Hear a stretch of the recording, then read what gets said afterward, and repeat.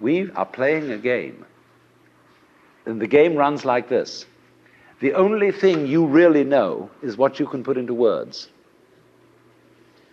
Let's suppose I love some girl rapturously. And somebody says to me, would you really love her? Well, how am I going to prove this? Well, say, write poetry. Tell us all how much you love her. Then we'll believe you.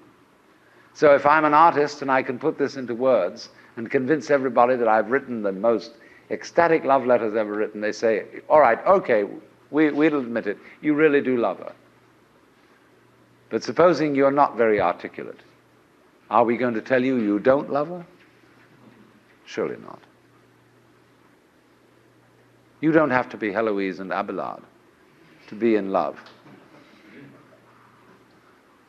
So the whole game that our culture is playing is that nothing really happens unless it's in the newspaper.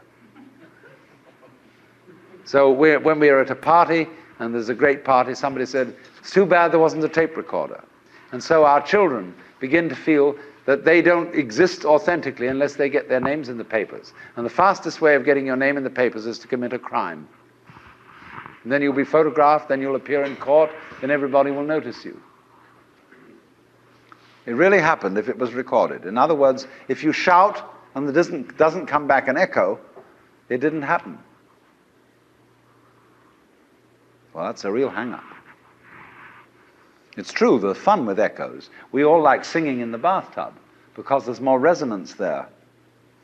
And when we play a musical instrument like a violin or a cello, it has a sounding box because that gives resonance to the sound. And in the same way, the cortex of the human brain enables us, when we are happy, to know that we're happy. And that gives a certain resonance to it. If you're happy and you don't know you're happy, there's nobody home. But this is the whole problem for us. Several thousand years ago, human beings evolved the system of self-consciousness.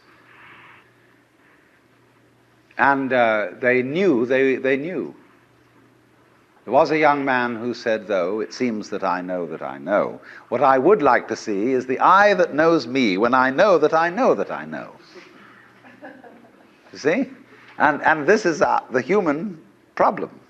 We know that we know. And so there came a point in our evolution when we didn't guide life by just trusting our instincts, and had to think about it, and had to purposely arrange and discipline and push our lives around in accordance with foresight and words and systems of symbols, accountancy, calculation, and so on. And then we worry.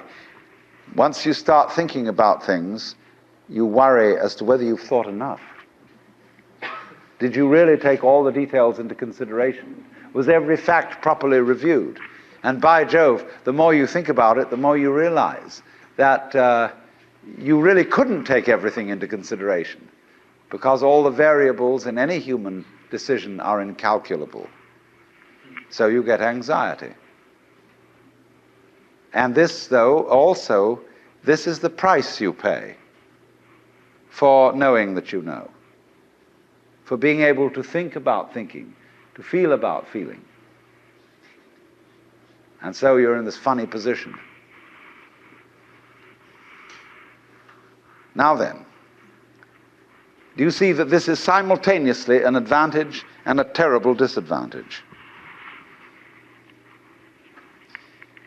What has happened here is that by having a certain kind of consciousness,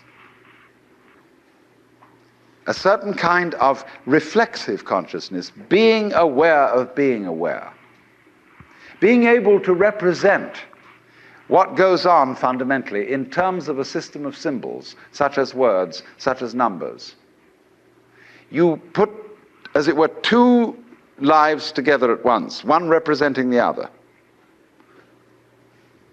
The symbols representing the reality, the money representing the wealth. And if you don't realize that the symbol is really secondary. It doesn't have the same value.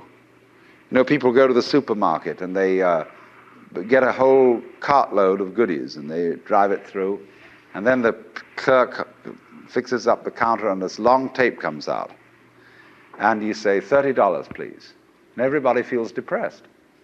Because they give away $30 worth of paper, but they've got a cartload of goodies. And they don't think about that. They think they just lost $30. But you've got the real wealth in the cart. All you parted with was the paper. Because the paper in our system becomes more valuable than the wealth. It represents power, potentiality, whereas the wealth, you think, oh, well, that's just necessary. You've got to eat. Well, I mean, that's to be really mixed up. Valuable than the wealth. It represents power, potentiality, whereas the wealth, you think, oh, well, that's just necessary. You've got to eat. Well, I mean, that's to be really mixed up.